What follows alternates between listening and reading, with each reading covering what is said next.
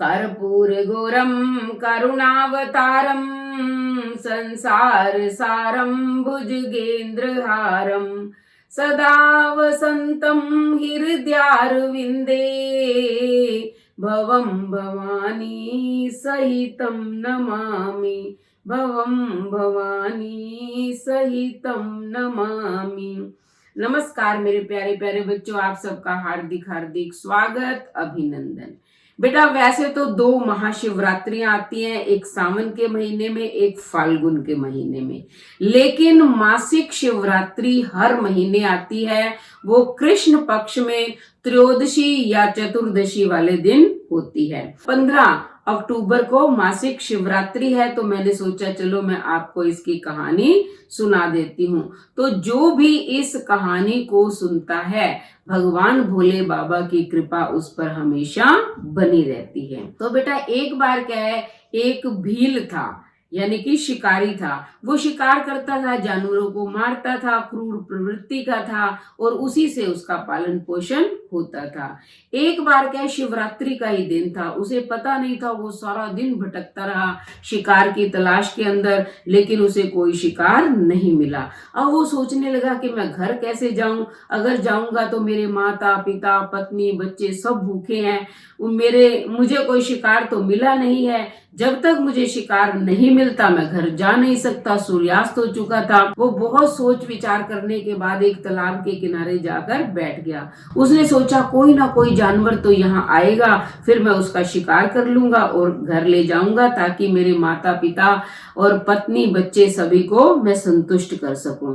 तालाब के किनारे एक बेल का पेड़ था, वह उसके ऊपर चढ़ गया। पानी उसने अपने साथ ले लिया ताकि प्यास लगे तो वो पानी पी सके। अब उसने कुछ देर बाद देखा एक हिरनी आती है, तो जैसे ही हिरनी जल पीना चाहती है तो वो अपने धनुष पर वाण चढ़ाकर उसे मारने की कोशिश करता है। यानी कि जैसे ही निशाना लगाना चाहा वैसे उसका हाथ लगता है, जो बेल पत्र थे वो नीचे गिर जाते हैं और उसने जो पानी रखा हुआ था अपने पास वो भी नीचे गिर जाता है। नीचे उस पेड़ के एक शिवलिंग बना होता है, वो बेल पत्र और पानी उस पर गिर जाता है।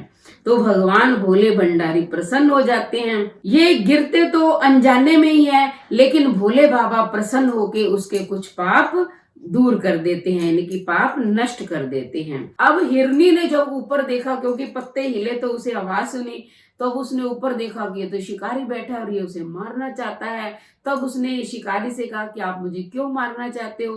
तो शिकारी ने कहा कि मेरे परिवार के लोग भूखे बैठे हुए हैं, आज मुझे कोई शिकार नहीं मिला, इसलिए मैं तुम्हें मारूंगा और लेके जाऊंगा। तब हिरनी ने कहा कि ठीक है, मेरे धन्य भाग हैं अगर मेरा शरीर आप लोगों के काम आता है, लेकिन मेरे बच्चे जो है घर पर अकेले हैं, मैं जाती हूँ, उनको सांत्वना देकर फिर वापस आ जाऊंगी। शिकारी ने कहा कि जो चला जाता है वो कोई वापस थोड़ी आता है, तुम नहीं आओगे। तो भगवान की वो सौगंध देती है कि अगर मैं ना आऊं तो मुझे भगवान की सौगंध लगे, तुम मुझे जाने दो, मैं तुरंत वापस आ जाऊंगी, मैं सत्य बोल रही हूँ। अब शिकारी के मन के अंदर जो है कुछ दया की भावना आ गई, क्योंकि प्रथम पहर की ये उसकी पूजा हो गई थी और कुछ उसके पाप भी नष्ट हो गए थे। इसलिए उसने कहा चलो ये, क्योंकि पहले लोग सत्य बोलते थे तो उसने सोचा ये भी सत्य ही बोल रही होगी, इसलिए उसको जाने दिया। अब एक पहर तक वो जागता रहा, लेकिन वो हिरनी नहीं आई। अब दूसरी हिरनी आती है और जैसे ही वो पानी पीने लगती है वैसे ही फिर शिकारी अपना वाण जो है चलाने की कोशिश करता है और वो पानी नीचे गिर जाता है और कुछ पत्ते उसके हाथ से जो है नीचे गिर जाते हैं। भगवान शंकर की दूसरे पहर की पूजा हो जाती है। अब वो दूसरी हिरनी भी जब ऊपर देखती है तो उसने भी पूछा कि क्यों मारना चाहते हो? वही शिकारी ने उत्तर दिया, तो वो भी यही कहती है कि मैं जो है अपने बच्चों को, अपनी बहन और अपने स्वामी को सौंप कर आ जाऊंगी, आप मुझे जाने दो, मैं तो धन्य हूं अगर मेरा शरीर आपके काम आता है। वो भी भगवान की सौगंध दिलाकर चली जाती है। अब वो जागता रहता है, दूसरे पहर भी वो जागता रहा। इतने में एक हिरन आता है जो बहुत ही हिष्ट पुष्ट यानी कि मोटा तगड़ा है। तो जैसे ही फिर वो वाहन चलाना चाहता है वैसे ही फिर पानी गिरता है और बेलपत्र टूटकर गिर जाते हैं। ये तीसरे पहर की उसकी पूजा हो जाती है। अब हिरन ने भी ऊपर देखा तो उसने कहा कि आप मुझे क्यों मारना चाहते हो। तब उसने कहा कि अब तुम कुछ नहीं बोलोगे, क्योंकि दो हिरनी पहले आई, वो ये कहकर चली गई कि हम अपने बच्चों को सांत्वना दे के आ रहे हैं और वो अभी तक आई नहीं है। तुम ये मत कहना कि मैं भी अपने बच्चों को समझा कर आऊंगा, मैं तुम्हें मारूंगा क्योंकि मेरा परिवार भूखा है। तब उसने भी हाथ जोड़कर प्रार्थना की कि कोई बात नहीं, मैं तो बहुत अपने आप को धन्य मान रहा हूं, क्योंकि मेरा शरीर परोपकार के लिए काम आ रहा है, किसी के काम आए तो बहुत अच्छा है। मैं आपको वचन देता हूं कि मैं अवश्य आऊंगा, लेकिन मैं बच्चों को उनकी माताओं को सौंप कर आ जाऊं, बस आप इतनी मुझे कृपा कर दीजिए, थोड़ी देर के लिए जाने दीजिए। अब उसके कुछ तो पाप शिकारी के नष्ट हो ही चुके थे, उसके मन में दया भावना भी आ चुकी थी, क्योंकि 3 पहर की उसकी पूजा हो चुकी थी, भगवान शंकर की कृपा उस पर बनी हुई थी। तो उसने कहा चलो चले जाओ, लेकिन आ जाना। अब घर जब पहुंच गया हिरन भी, तब वो दोनों हिरनी और हिरन ने आपस में सारी बात बता दी। अब पहली हिरनी कह रही है कि मैं प्रतिज्ञाबद्ध हूं, मैं वहां जाऊंगी। दूसरी कह रही है मैं वहां जाऊंगी। हिरन ने कहा नहीं, तुम बच्चों की देखभाल करो, मैं जाऊंगा।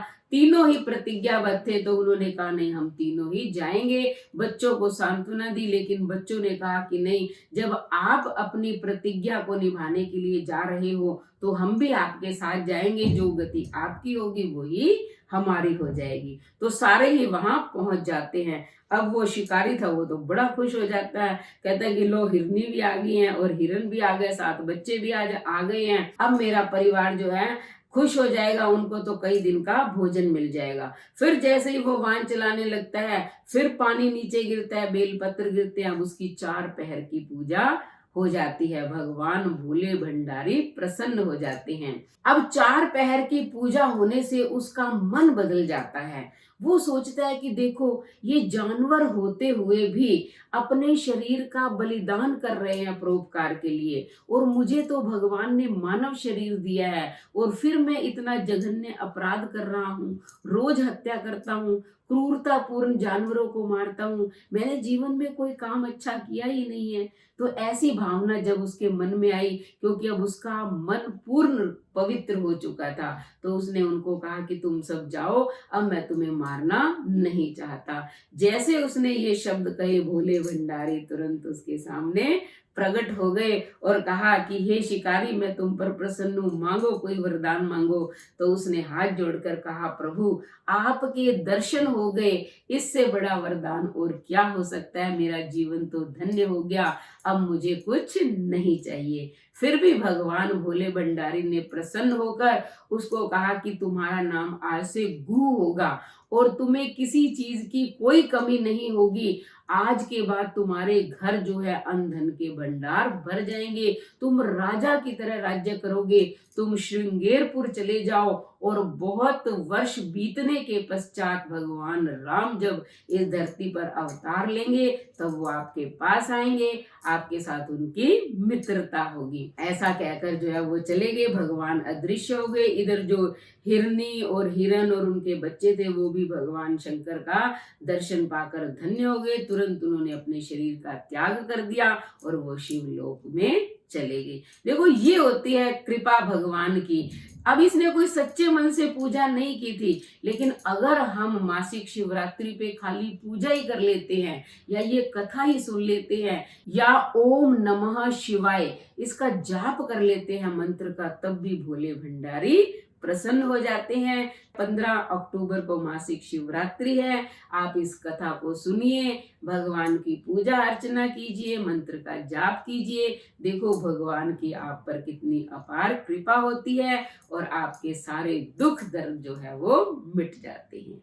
तो ठीक है, अगर आपको कथा अच्छी लग रही है तो चैनल को सब्सक्राइब करें, लाइक और शेयर करें, कमेंट करें और बेल आइकन के बटन को दबाएं, ताकि अगली कहानी या कथा का नोटिफिकेशन सबसे पहले आपको मिले। धन्यवाद।